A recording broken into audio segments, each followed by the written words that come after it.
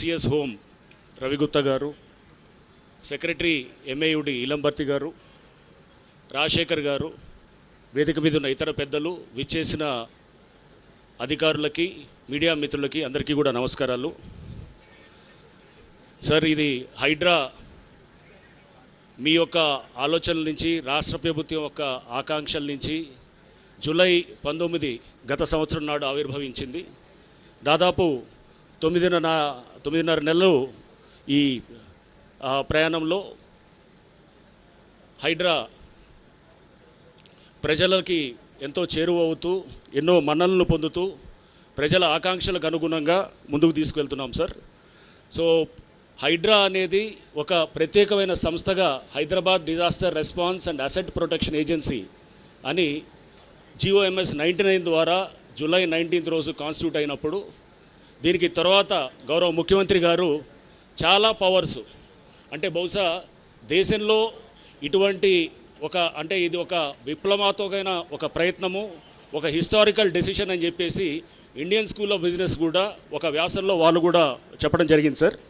So దీంట్లో అన్ని powers కూడా తీసుకొచ్చి, అంటే చాలా ఇరిగేషన్ శాఖకు సంబంధించిన పవర్సు, మున్సిపల్ శాఖకు సంబంధించిన పవర్సు, నెక్స్ట్ రెవెన్యూ శాఖకు సంబంధించిన పవర్సు, ఇతర పోలీస్, ఇప్పుడు ప్రత్యేక పోలీస్ స్టేషన్ రావడంతో పోలీస్ శాఖకు సంబంధించిన పవర్సు, ఇవన్నీ కూడా ఇట్లా చాలా పవర్స్ని తెచ్చి ఒక దగ్గర కేంద్రీకరించడంతో మా పని చాలా ఈజీగా అవుతూ కూడా, అంటే కోఆర్డినేషన్ ఇష్యూస్ దగ్గర వచ్చినప్పుడు కూడా ఎవరు ఎలా చేయాలి, ఎవరు చేయాలి అన్నప్పుడు అక్కడ గ్యాప్ ఏరియాస్, అంటే రెసిడ్యూరీ ఏరియాస్ కొన్ని ఉంటాయి. ఆ రెసిడ్యూరీ ఏరియాస్లో హైడ్రా గ్యాప్ని ఫిల్ చేయడానికి చాలా తీవ్రంగా ప్రయత్నం చేస్తున్న క్రమంలో నేను కొన్ని ఉదాహరణలకు కూడా చెప్తాను సార్. ఫస్ట్ ఒకటి, ఈ మధ్య అంటే కొన్ని నెలల క్రితం మన గండిపేట రిజర్వాయర్ దగ్గర ఇది మన బుల్కాపూర్ నాలా నుంచి వాటర్ వస్తూ అక్కడ ఒక లాక్ గేట్స్ ఉంటాయి. ఆ లాక్ గేట్స్ ఉస్మానియా ఏదైతే మన రిజర్వాయర్ ఉందో గండిపేట రిజర్వాయర్, దాంట్లోకి వాటర్ వెళ్తుంటుంది సర్ప్లస్ వస్తే కనుక. లేకపోతే కనుక అది మామూలుగా ఉంటే కనుక దీంట్లోకి బుల్కాపూర్ నాలా మీదుగా మూసీ నదిలోకి వెళ్ళిపోవాలి. కానీ ఆ లాక్ గేట్స్ అది కొంత పని చేయటం పోవడంతో, ప్లస్ అది డ్యామేజ్ అవ్వడంతో ఇది లోపలికి రావడంతో, అంటే అదంతా వాటర్ అంతా కూడా రావడంతో కొన్ని పేపర్స్ కూడా దాని మీద వ్యాసాలు కూడా రాయడం జరిగింది. ఇమీడియట్గా అంటే ఇది కోఆర్డినేషన్, అక్కడ వాటర్ బోర్డు వాళ్ళు చేయాలా, ఇరిగేషన్ వాళ్ళు చేయాలా, లేదా అక్కడ కొన్ని ఎంక్రోచ్మెంట్స్ అక్కడ ఉన్న ఎంక్రోచ్మెంట్స్ని మున్సిపాలిటీ వాళ్ళు తీయాలా. ఇటువంటి క్రమంలో హైడ్రాకు సంబంధించిన అధికారుల బృందం అక్కడికి వెళ్ళి అక్కడ వెంటనే అక్కడికక్కడ చూసిన తర్వాత వితిన్ ఒక రోజులోనే అక్కడ పరిష్కారం చేసేసి, ఎవరి బడ్జెట్ అయినా కానీ అది ప్రజల శ్రేయస్సు కోసమే కాబట్టి ముందు మా దగ్గర నుంచి ముందు ఖర్చు పెట్టేసి, అది అంటే ఆ పవర్స్ అన్నీ కూడా మా దగ్గర ఉండడంతో కూడా అది ఈజీ అవుతుంది సార్. అంటే ఈ పవర్స్ అన్నీ ఒక సంస్థకి ఇవ్వటం ద్వారా వచ్చినటువంటి దీంతో మాకు వచ్చినటువంటి ఈ ఏదైతే ఆ పవర్స్ని ఇట్లా వాడటానికి కూడా మాకు వీలవుతుంది సార్. సో ఇలానే మనం చూస్తే కనుక దిండిగల్లో ఈ మధ్య ఒక చెరువు నుంచి మొత్తం ఏదైతే సర్ప్లస్ నాలా ఉంటుందో వాటర్ అంతా, వరద నీరు అంతా వచ్చేసి ఒక నాలా ద్వారా ఇంకొక చెరువుకు వెళ్ళాలి.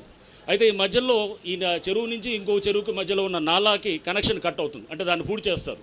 పూర్తి చేయడంతో ఈ వాటర్ ఎప్పుడైతే వర్షాలు పడ్డ తర్వాత వచ్చినాయో అక్కడ కాలనీస్ చాలా కూడా మునిగి, వాళ్ళు 2 నెలల నుంచి దాదాపు 6-7 అడుగుల లోతుల్లో నీళ్ళలో ఉన్నప్పుడు వాళ్ళు ఎక్కడికి పోవాలంటే ఏ విభాగాన్ని సంప్రదించాలని, ఇరిగేషనా, రెవెన్యూవా, లేకపోతే కలెక్టరా, లేకపోతే ఇట్లా టౌన్ ప్లానింగా ఇలా అని చెప్పి తిరుగుతున్న క్రమంలో హైడ్రా దగ్గరికి వస్తే ఇమ్మీడియట్గా మేము వెళ్ళేసి ఆ నాలా మధ్యలో కనెక్షన్ దాన్నంతా కూడా కనెక్ట్ చేసి వెంటనే వితిన్ 1 డేలోనే వాళ్ళకి రిలీఫ్ ఇవ్వడానికి. అంటే ఇదంతా కూడా మీరు ఏదైతే కనుక ఏ ఉద్దేశాల కోసం అయితే మీరు ఆశించి, ఏ ఉద్దేశాల కోసం అయితే మీరు కాంక్షించి చేశారో సార్, ఆ ఉద్దేశాలకు అనుగుణంగా అంటే ఇమ్మీడియట్ సత్వరంగా యాక్షన్ తీసుకోవటం, తద్వారా ప్రజలకు ఇమ్మీడియట్గా రిలీఫ్ ఇవ్వటం, అది మాది కాదు మీది కాదు అని చెప్పేసి ఇటువంటి పరంగా కాకుండా ఎవరిది కాకపోతే అది మనదే అనేటువంటి భావనలో ముందు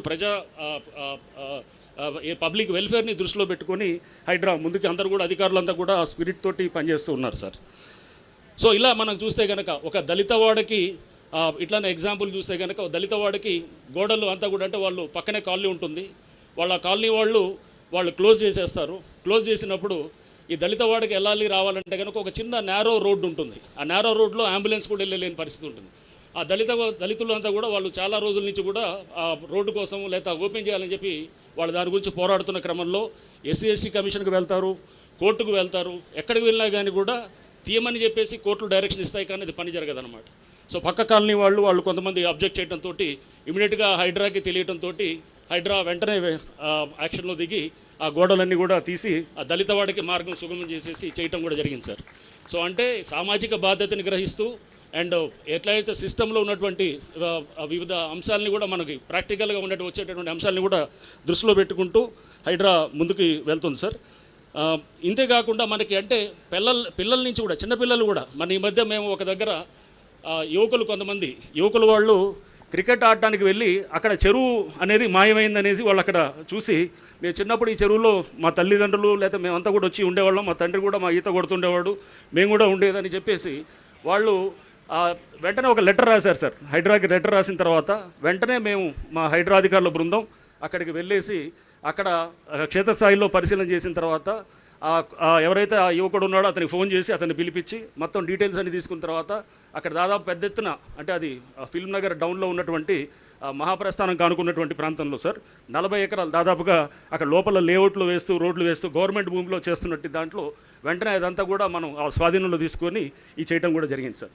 ఇట్లా అంటే రెస్పాన్సివ్గా ఉండటం, సెన్సిటివ్గా ఉండటం, స్పీడ్ డెసిషన్ మేకింగ్ ఉండటం అండ్ సత్వరంగా రిలీఫ్ ఇవ్వడానికి హైడ్రా అనేది మీరు ఇచ్చినటువంటి పవర్స్ ఏదైతే ఉన్నాయో ఆ పవర్స్ ద్వారా వీలవుతున్నాయి సార్. సో అది హైడ్రా తరపు నుంచి అట్లానే ప్రజలందరి తరపు నుంచి కూడా మీకు ధన్యవాదాలు తెలుపుతున్నాం సార్. అండ్ ఇంతేకాకుండా అంటే మనం ఉత్తి అసెట్స్ ప్రొటెక్షనే కాకుండా డిజాస్టర్ మేనేజ్మెంట్లో కూడా పెద్ద ఎత్తున కూడా మా అధికారుల బృందాలు ఉన్నాయి సార్. ఫైర్ డిపార్ట్మెంట్ నుంచి పెద్ద ఎత్తున డెప్యుటేషన్లో ఉన్నారు. వేలాది మంది మన దగ్గర డిజాస్టర్ రెస్పాన్స్ దాంట్లో పనిచేస్తున్నారు. చాలామంది యువకులు కూడా వీళ్ళు మనకి కానిస్టేబుల్స్లో వాళ్ళకి ఎక్కడైతే సెలెక్ట్ కాలేదో దాంట్లో వెయిటింగ్ లిస్ట్లో ఉన్న వాళ్ళని state level police recruitment board నుంచి తీసుకొని వాళ్ళని ఇక్కడ అంటే ఎక్కడ కూడా మనం దాంట్లో ఎక్కడ పార్షాలిటీ లేకుండా ఎక్కడ ఎటువంటి వేరే తప్పుడు మాటలు రాకుండా వాళ్ళందరినీ తీసుకొని పారదర్శకంగా వాళ్ళందరినీ కూడా రిక్రూట్ చేసి వాళ్ళందరూ కూడా మన దగ్గర ఇక్కడ పనిచేస్తున్నారు సార్. చేస్తూ వాళ్ళు కూడా చాలా యువకులు అందరూ చాలా ఉత్తేజితంగా చాలా బ్రహ్మాండంగా చేస్తున్నారు సార్.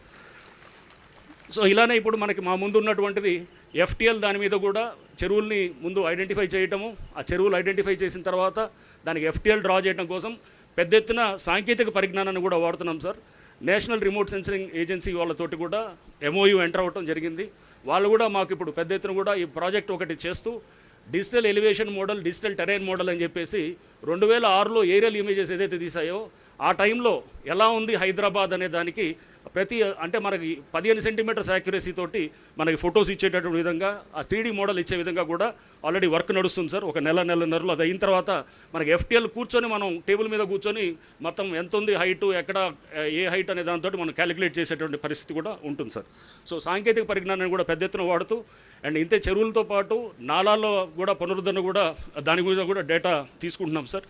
కిర్లోస్కర్ ఓఆర్ఎస్ రిపోర్ట్ ఇవన్నీ కూడా తీసుకొని వాటిల్ని పరిగణలో తీసుకొని GHMC వాళ్ళతోటి మన SNDP ప్రాజెక్టు కూడా వారికి సంబంధించి కూడా వాళ్ళని కూడా పరిగణలో తీసుకుంటూ మేమంతా కూడా దాని మీద కూడా ఒక కార్యాచరణ పెట్టుకొని రేపు ఈ మాన్సూన్ సీజన్లో కూడా పెద్ద ఎత్తున కూడా ఈ నాలాల పునరుద్ధరణ కూడా చేసేదానికి కూడా ఒక కార్యాచరణ కూడా పెట్టుకోవడం జరిగింది సార్.